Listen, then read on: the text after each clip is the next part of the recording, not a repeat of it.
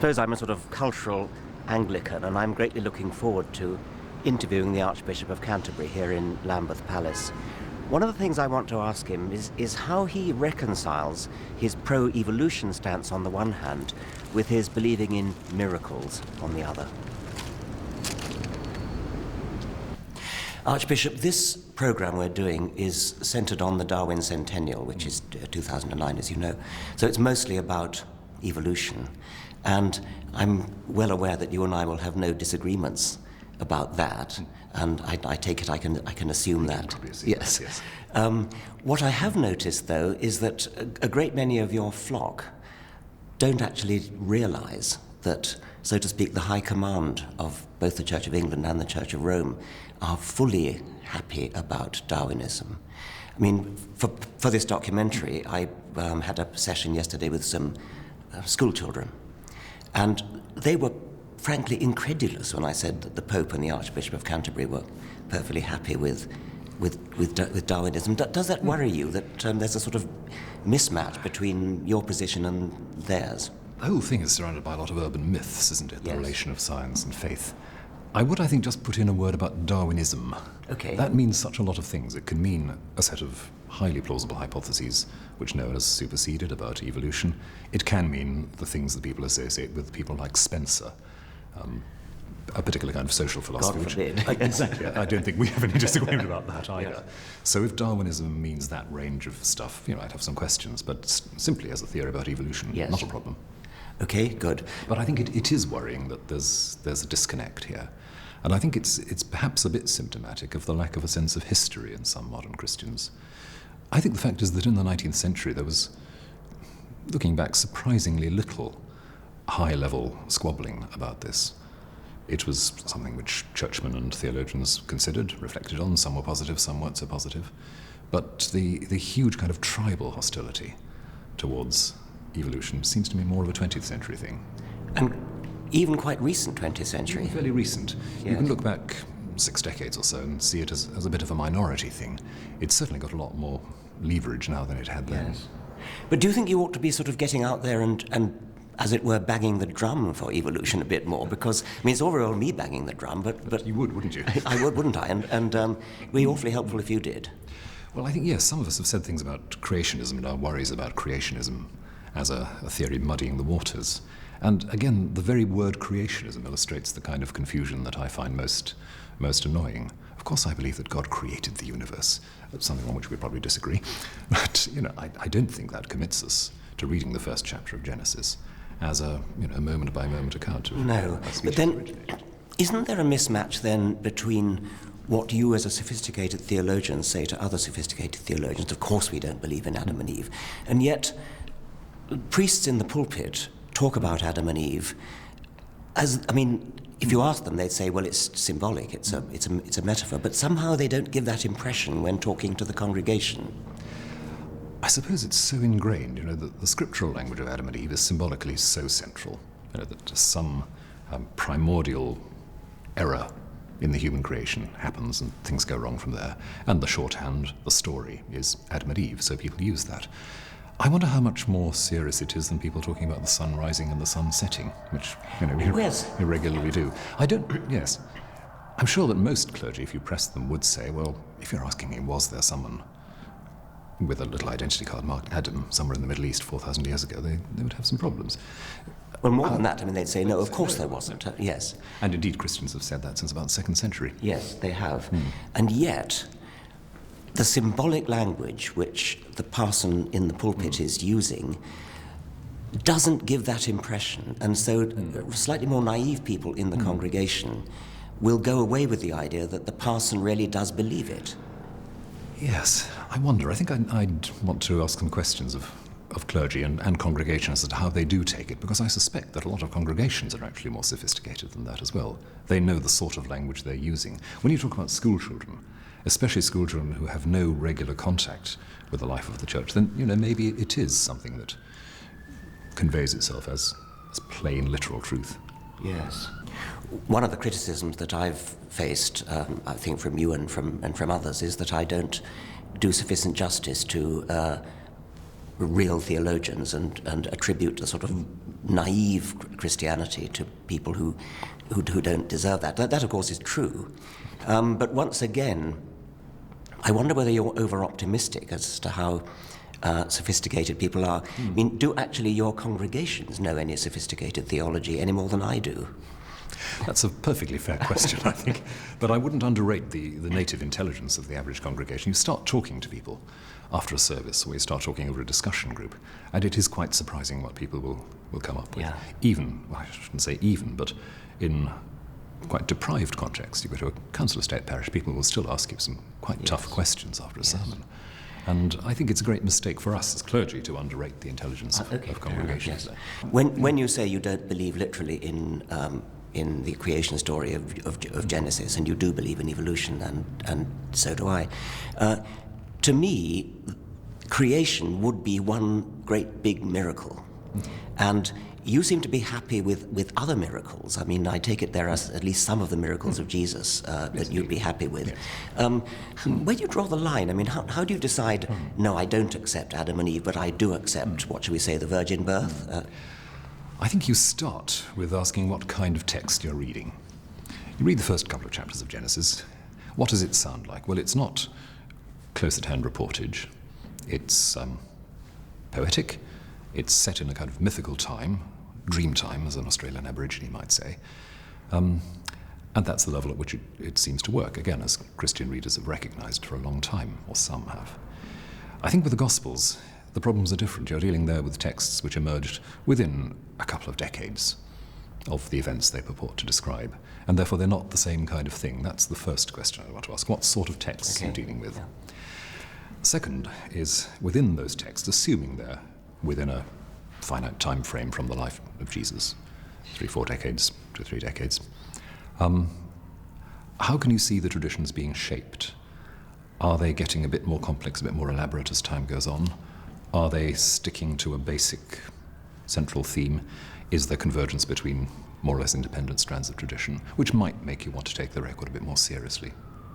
But then third, I have to play what you probably regard as the unfair trump card of theology here and say, if Jesus is who I believe he is, that is the embodiment of God, then what is likely to be happening around him is something I can't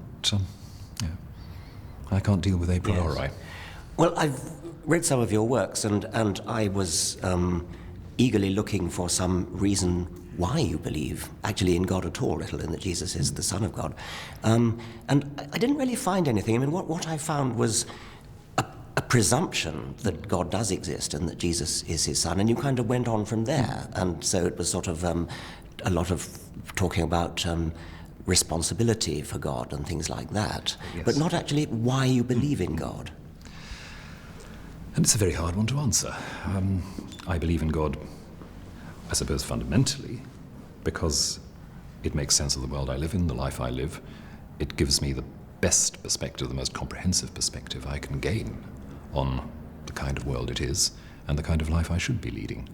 Now, how I got to that would be a matter of telling a whole autobiography in which reasoning plays some part, family background and environment plays some part, and sheer contact with people whose lives seem to make God credible plays quite a part, as I've said. None of that adds up to a knockdown argument, but that's the kind of thing that has made me stand where I stand.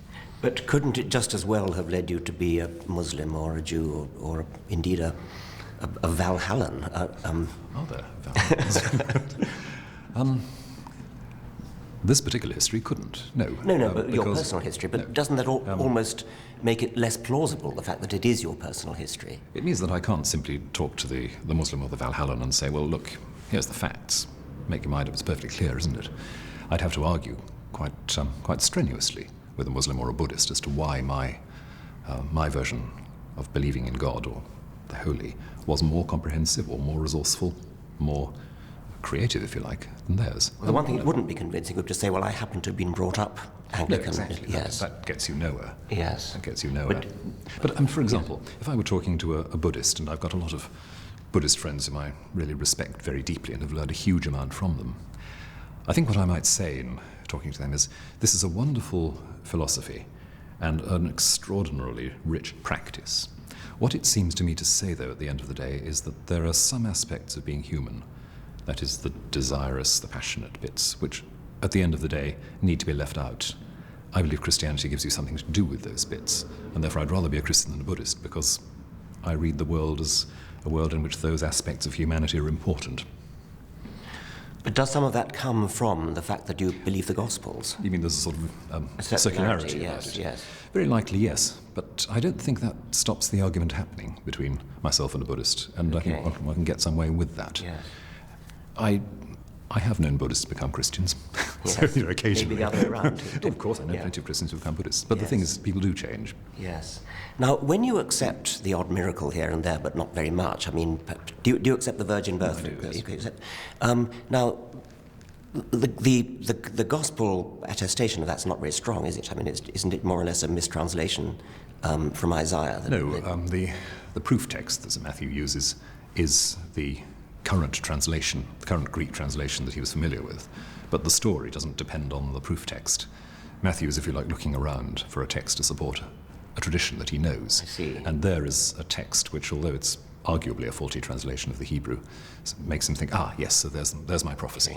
But he actually said, when all this was done, that it might be fulfilled. Yes, and that's a standard phrase which he uses time and again. Yes. When he's found a prophecy, he says, Yes. this happens so that this text would be fulfilled. Yes. But some New Testament scholars would disagree with me, but I don't think I would see Matthew as sitting down, scraping through the Old Testament for a set of texts and saying, I'll make up a story to go with that. It does sound a bit like it to me, but still. eccentric.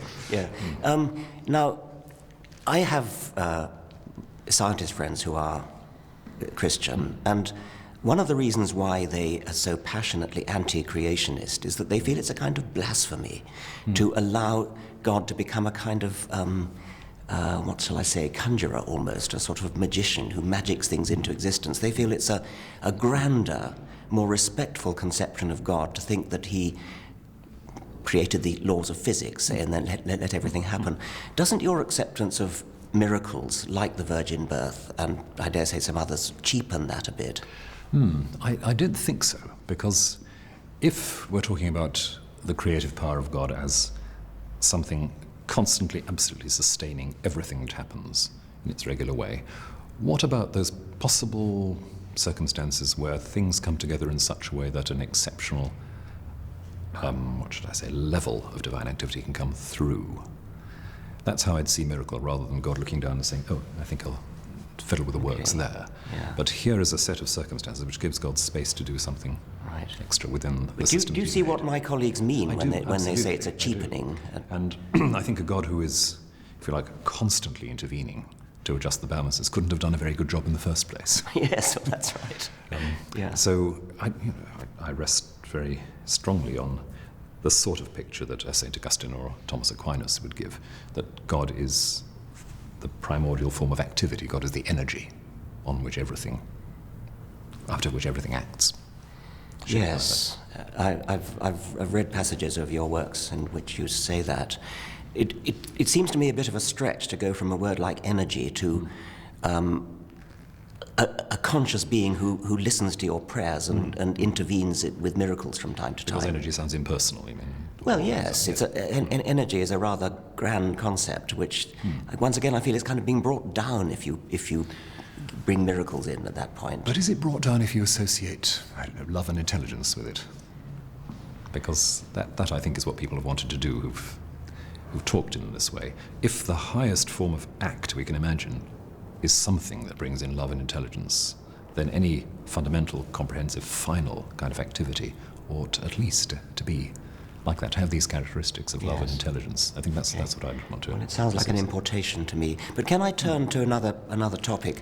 One of the problems with, I won't use the word Darwinism,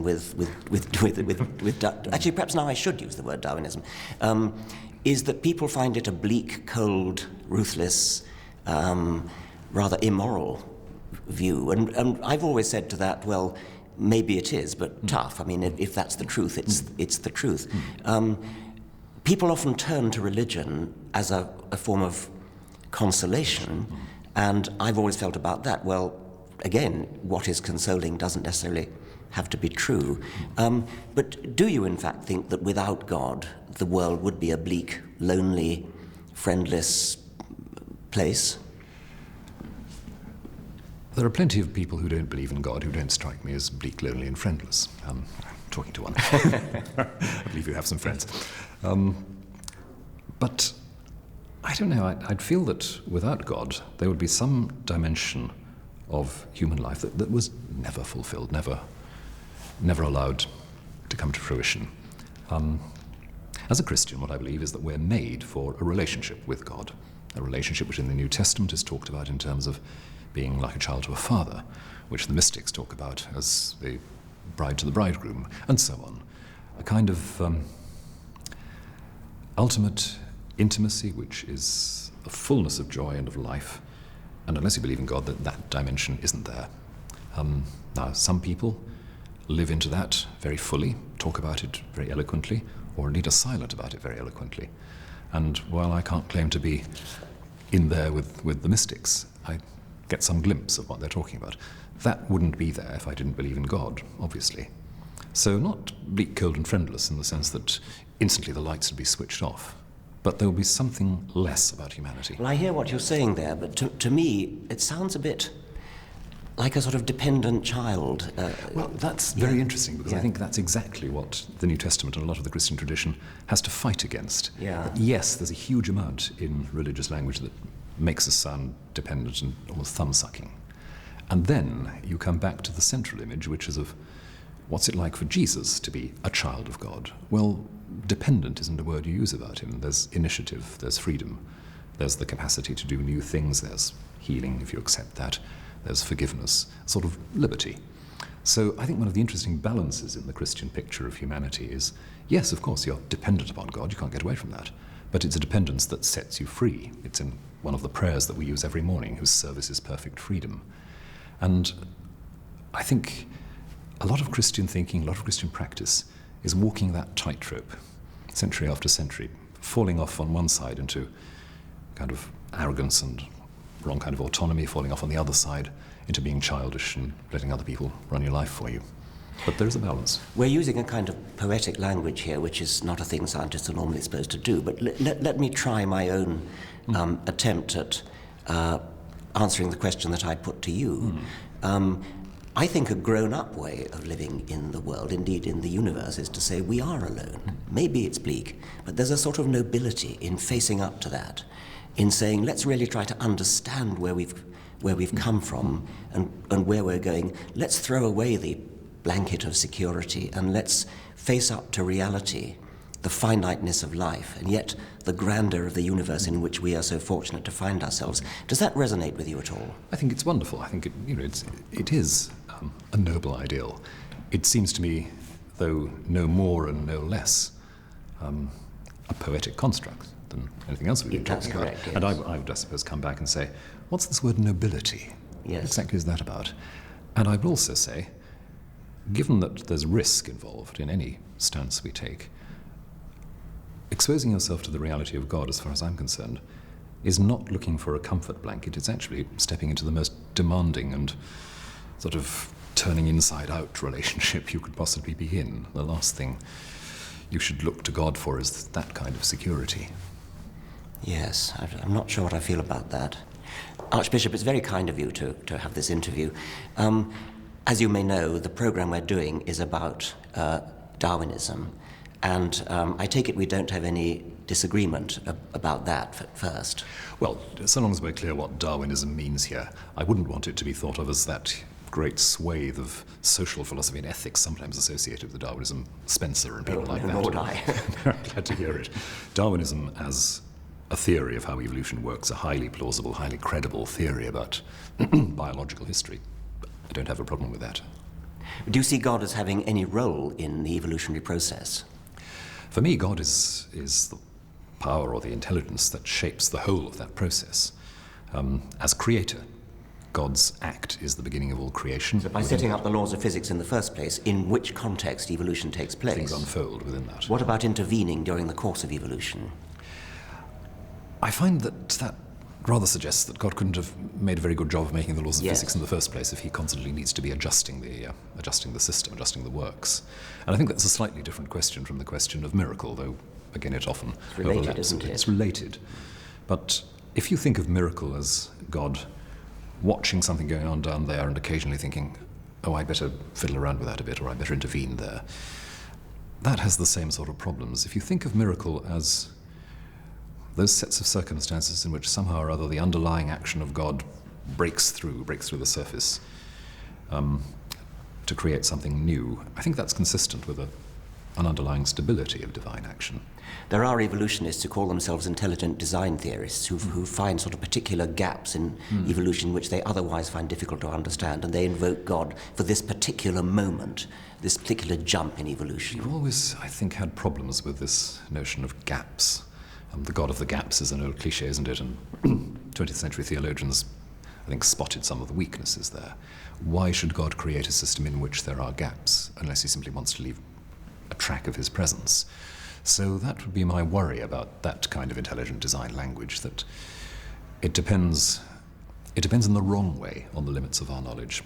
I think there are two ways of talking about the limits of our knowledge, with one of which you'd probably agree that, there are aspects of the universe we're never going to get our heads Indeed, fully around, yes. and we're always moving into something fresh. And then there's the gap that's, if you like, contingent. Well, we happen not to have the equipment to answer that question at the moment, mental or technological, but there's no particular reason why we shouldn't. Depending on the latter sort of gap is a big mistake, I think. Yes. I mean, my feeling is that the question of the existence of God is in the latter category, that it should ultimately be possible to discover once and for all on a scientific basis. I mean, it is, after all, in a sense, a scientific theory. What, the existence of God? Yes. Well, no, I don't think it is, you see. I worry about that, and as you know, one of the things I've queried about the way you've set up religion is to see it as a second-rate form of explanation. It's served as that sometimes, but I think to talk about the existence of God, St. Thomas Aquinas in the Middle Ages says it's not that creation is a process. And like any process, you would have to ask, well, where's it come from? Creation just states that there is a dependence between the world and God. And that every act, every power, every energy, every form of intelligence that we are familiar with rests upon a prior action of God. Not as filling a gap in the explanatory process, simply saying that's where it starts, that's the foundation. Just as you might say, well, there's something in the first nanoseconds of the universe as we know it that is the key to everything else. Can I come to the question of miracles, which you've touched on? You do believe in some of the New Testament miracles, Yes, I mean, such as the virgin birth and any others, I mean, the raising of Lazarus. Yes, and the raising of Lazarus, yes. Okay. Now, isn't there a kind of mismatch between your view of science as something that God doesn't interfere in and that somehow he made it right in the first place? How do you reconcile that with what looked to some of us like sort of more like cheap conjuring tricks and not the sort of grand creator that you've been portraying? I think if you start with a picture of God outside messing around with the works, you are in danger of getting into the conjuring tricks model. I think, though, that both in the New Testament and in the Christian tradition, what you have is something a bit more like this, that there are certain moments when factors come together in such a way that there is, you might say, an opening in the world in which the underlying divine action comes through in a fresh way. It's timeless, it's there all around. It's not that God says, I'll go in there. Here are the things coming together. Take the birth of Jesus. I think what a lot of people have said, and what I've preached on myself from time to time, is here you have a long history of preparation for the coming of God in a new way. Here you have a particular life, that of Mary, opening itself up to the action of God in a certain way. And then there is, as I say, an opening. Something comes through, something fresh happens, which is not, if you like, a suspension of the laws of nature, but nature itself opening up to its own depths, something coming through. Now, I'm not sure what that means. It sounds to me awfully like suspending. Poetic language. It's poetic language. And I realise that there are ways of talking about that which do simply sound like interrupting things. I mean, I, of course, love poetic language, but there does come a time when you worry that people are going to misunderstand it as... Or that it's a way of wriggling out of hard questions. Well, I mean, it's one thing to say, in some poetic way, it was sort of right that Jesus should have been born of a virgin, but when you say, I actually believe it happened, that's a statement of fact. That's a statement of scientific fact. It happened. It's true or not, yes. It's true or not, and I don't think you can really wriggle out of that by doing some poetry, but much as I love poetry. No, I'm not saying that's the argument for it. Yeah. I think when you're looking at the New Testament texts, one of the things that you have to bear in mind is these are texts which come from 2 or 3 decades after the events they purport to relate. They're locked into a set of personal witnesses. They're not just remote folktale sort of texts. And then I would have to say, given what I believe about who Jesus is, I'm almost tempted to say nothing would surprise me as to what would happen around. No, but the reason you believe who Jesus is the Gospels themselves, and so isn't there a circularity there? There's a circularity into which you have to take the risk of stepping at some point. You do or you don't. I think there's sufficient there to persuade me in, sufficient number of lives around to persuade me that stepping into that circle is not vicious. Yes. I'm not sure that I'm prepared to join you there. Well, no, I thought you probably wouldn't just on the off chance, but... Yes. How do you reconcile your scientific view of evolution with believing in miracles? How do you square that circle? I see no problem at all about believing that the regularity of the world rests on the purposes of God, that we're able to understand the world as intelligible and consistent because there is an intelligence shaping the entire process. Now, if that intelligence is there, active at every point in the world's history, through the regularities that science observes, I don't see a contradiction, though I do see a tension. I don't see a contradiction in believing that there may be certain points at which the processes of the world are such that God's action may come through more directly. Does that open the floodgates of possibility to naive creationism there? I don't think so, because I think what's worrying about some kinds of creationism and intelligent design theory is that they depend very much on the system, as it were, not working by itself, as if God constantly has to adjust it. And I don't think that gives us a very impressive picture of God's design in the first place, if the whole system constantly has to be messed around with to make it work properly. That's very much my view. Archbishop, thank you very, very much indeed. Thank you. Pleasure. Well, what a charming, delightful man, almost impossible to disagree with. And yet I can't help feeling that buried amongst all that wonderful poetry that he does so well, there's a kind of eating your cake and having it too. I mean, either you do take a scientific view of the world, which he clearly does when talking about evolution, in which case you can't take literally the idea of the virgin birth, or you say, no, it's purely poetic. But doing it the way he does, it does seem to me to leave the way open for naive creationists.